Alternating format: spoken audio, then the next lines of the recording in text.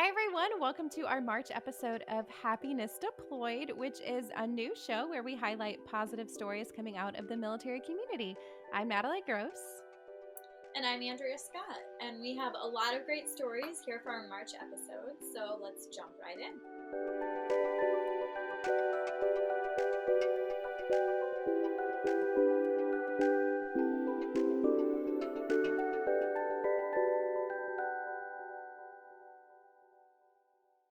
Well, a Korean War veteran living in Florida received the best kind of birthday present this month when he was awarded the Silver Star for his actions in battle nearly 70 years ago.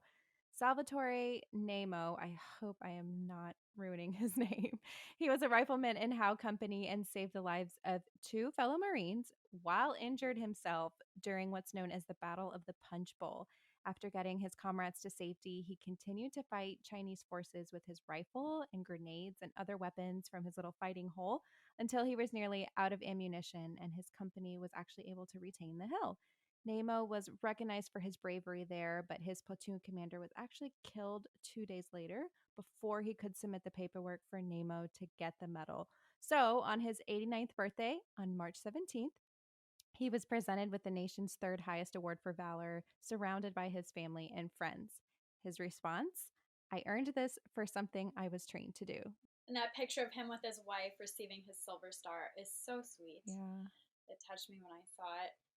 There were families of two other military veterans who also had good news recently. An Alaska woman was walking on what is known by locals as Junk Beach in late 2020 when she spotted something shiny in the tide. The beach was near Kodiak, Alaska, and a spot where military units dumped a lot of gear during and after World War II. And with some help of her Army veteran father, she found what she had found were dog tags. She used the National Archives and Facebook to track down Melvin Shorty Herod, who was shocked to know that she had found his father's dog tags. His father had died in 1971, and since his parents had divorced when he was young, he was raised by his grandparents and really didn't know much at all about his father, other than he served in World War II. But he now says he has a renewed interest in learning about his father's life and his military career. And the same woman also found a second dog tag in the same area less than a month later. She also found that family of the second veteran and was able to return the dog tags to the veteran's brother. That's amazing. That's really cool. Well, if you listen to the Spouse Angle podcast, you may have heard our recent episode with two military spouses, a teacher and a lawyer, who talked about the exorbitant fees and retesting that were required of them to continue in their career field every time that they PCSed as a military family. That was season 2, episode 7, just a couple weeks ago. But the good news is that more states are passing laws to make it easier for military spouses like them to transfer those licenses. And now we just got an update that the Defense Department has said it will provide grants up to $1 million to professional organizations that want to create reciprocity on career licensing between states, but they may not have the resources to work with states on legislation. This is through a cooperative agreement with the Council of State Governments National Center for Interstate Compacts. That is a mouthful. And it will specifically help license portability for military spouses working in teaching, social work, cosmetology, massage therapy, and dentistry or dental hygiene. And for our final good news headline, I don't know about you guys, but I always want to donate blood, and it's something that I don't do the way that I should. But for one Indiana Marine, she does, and she recently gave more than just her blood. She gave her kidney to a stranger, and it turns out the recipient was actually another Marine. So 37-year-old Staff Sergeant Jennifer Landry has always donated blood, but when she saw a Facebook post from a friend asking for help, she decided she would do more. But she had no idea that her kidney would be going to a fellow service member. And she ended up donating her kidney to her friend's boyfriend, retired Gunnery Sergeant Charles Dane. And Landry is retiring later this year after 20 years in the Marine Corps. So, March, as we all know, is the anniversary, if you will, of the COVID pandemic shutting down the US at least. Um, and this month has marked a year of living in pandemic times. And we know it's been longer for some of you spouses overseas. And we know it's been a really tough year for a lot of us. But this is a good news show. And so we asked you guys to share some good that has come out of this pandemic. maybe it was that you met your new best friend over Zoom, or that you had finally had time to work on the business that you've been wanting to start. That was actually a really popular one. So we asked you guys to send us some videos of some good things that have been happening in your life, and we're going to play those in just a minute. Yeah. And first up is Army spouse Lori Green, who I actually interviewed for the most recent episode of the podcast on food insecurity within the military community. That was episode 8 of season 2. I'm putting in lots of plugs for the podcast today. But Lori recently bought a house with some land outside Joint Base Lewis McChord in Washington. And she has been using her stimulus checks to grow food that she gives away to military families in need. This woman is so inspiring. She said she's seen an increase in the number of military families who are relying on food banks. So she's been giving away vegetables and eggs and things like that, and has plans to start a shrimp farm and do all kinds of other things. Lori and her husband actually experienced homelessness with their 4 kids in 2007 before he re entered the military. And so she really has a heart for helping other spouses and homeless veterans in her community out of poverty. So take a look.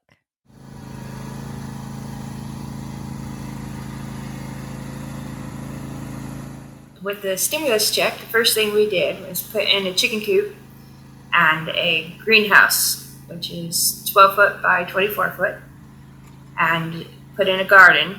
Now, we just moved into this house in June, so very first thing we did when we moved in wasn't unpack our stuff. It was put in a garden, a greenhouse, and a chicken coop. So I still don't have all of my stuff unpacked. Eventually I would like to buy the 4 acres that's sitting next to me and put up a pole barn and create a freshwater shrimp farm, which will be a vertical 4-tier shrimp farm with the top tier being baby shrimp all the way down to the bottom tier, which is the adult shrimp. It takes 6 months to harvest. And yeah, I'm excited. I saw it and it was like, wow, if I could ever do that, I want to do that. So, I have a husband who's going to be retiring in 3 to 4 years. And, he needs something to do. So if that is our long-term goal of having that here, we have boats and we can go out and we can get shrimp on our own. But, it takes the resources and the gas and, so many people can't. So if we can raise it at a low cost in a pole barn and then supply that out to other people, that would just be amazing. So for us, I've expanded my chickens. Right now, I now have almost 30. So I have 13 more babies, and I'm giving away eggs on a regular basis. I actually, with the stimulus check that we just got, I purchased a food freeze dryer. So we'll be able to incorporate freeze-dried food into the market. And I purchased a planer for sanding down my wood. So my stimulus checks are coming in very handy. I greatly appreciate them. And we're just having fun with it. Hi, Spouse Angle Podcast. I'm Sarah Murphy. And I'm Amy Dobbins, and we are co-creators of Good Morning Military Books. We're neighbors, we're military spouses, and we're friends here stationed in Yokosuka, Japan. So back a year ago in March of 2020, we had both just returned from some international travel. And that's like right around the time that coronavirus hit. So all we were allowed to do is sit outside and talk.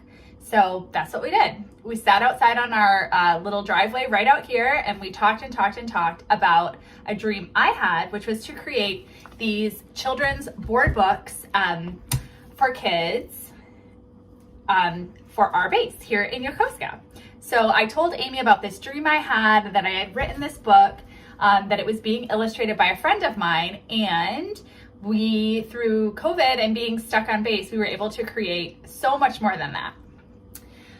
So I am a graphic designer, photographer, and I co-own 2 little girls' clothing businesses. So with my background, I spoke with Sarah and we came up with the idea to create a brand and a whole identity of what we were trying to do, and have a reach of our books to get all the military bases and have a little keepsake for our children everywhere we go. Yeah, so with Amy's help, she was able to create the website. We were able to find a printer, and we dreamed of launching this not just as a book, but as a total company. So hours upon hours of sitting outside, creating all of this, finding what we needed to move forward, we were able to make in the last year, not just Good Morning Yokosuka, which was a wonderful, wonderful keepsake for kids here, but also 2 additional books with another one on the way. So this is Good Morning Guam and Good Morning Okinawa, and our next one will be Good Morning San Diego.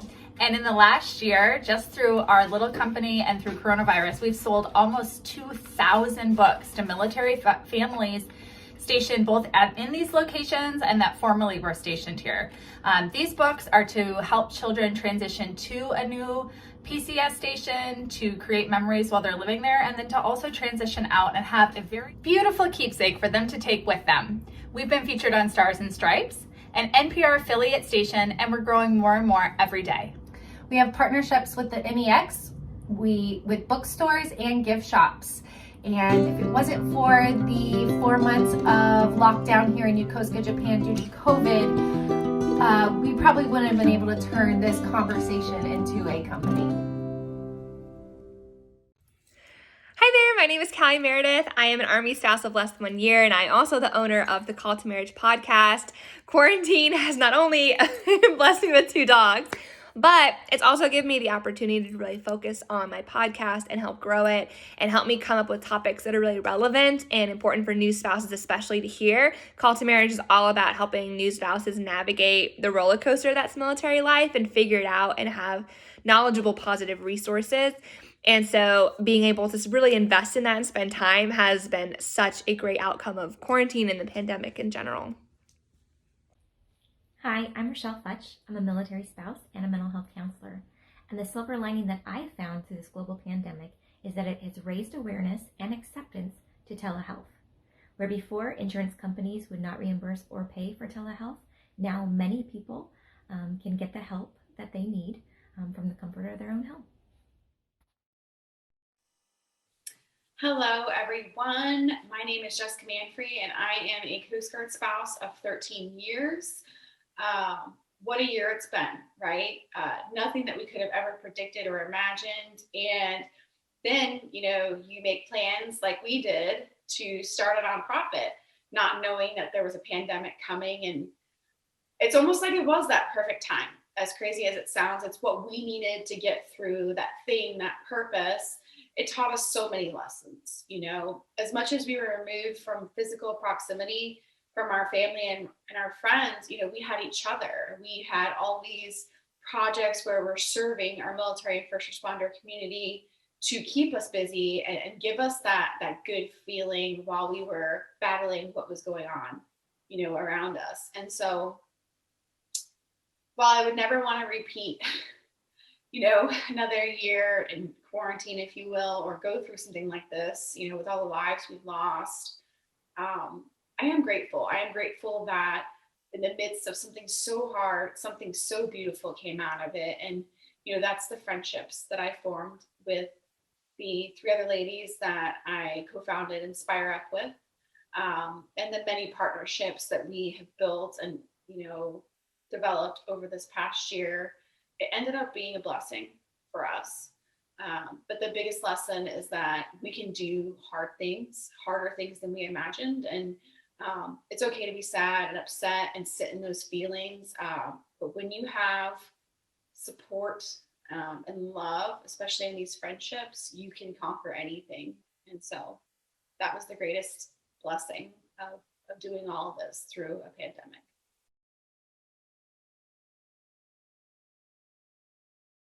Well, those were some really great stories. So inspiring to hear. Thank you so much to everyone who submitted. I'm so happy for all of your successes, and I hope it continues in 2021.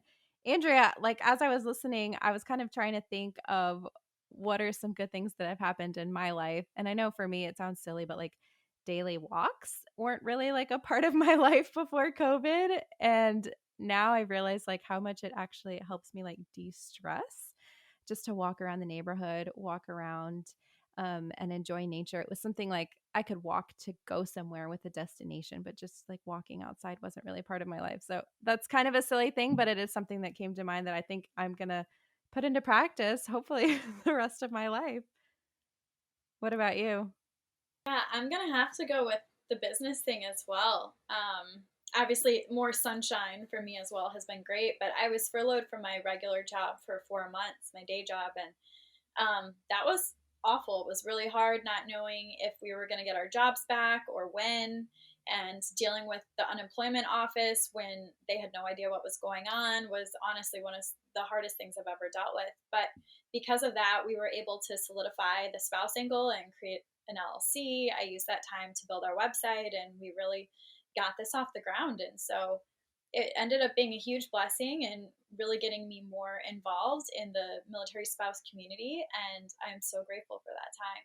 Yeah, it definitely sucked, watching you go through that. I can't imagine actually being in your shoes. I'm sure it sucked even more, but just yeah, having you as like my teammate and being able to do that was really cool. And being able, I mean, even like this video show or doing more video, providing more content for military spouses was something that we had dreamed of, and actually having the time to like plan and everything. So that, yeah, that was a blessing for me that came out of that too. Well, I don't think we all knew how much good news we needed, right? Till the pandemic. John Absolutely. Krasinski didn't start his good news show until then. And so that inspired this show. So we owe a lot to that pandemic, I guess. Yeah, I guess we do. Well, thanks everyone so much for tuning in today. Thanks for watching, and we hope you'll subscribe on YouTube and to the podcast wherever you choose to listen. Thanks for watching. See ya.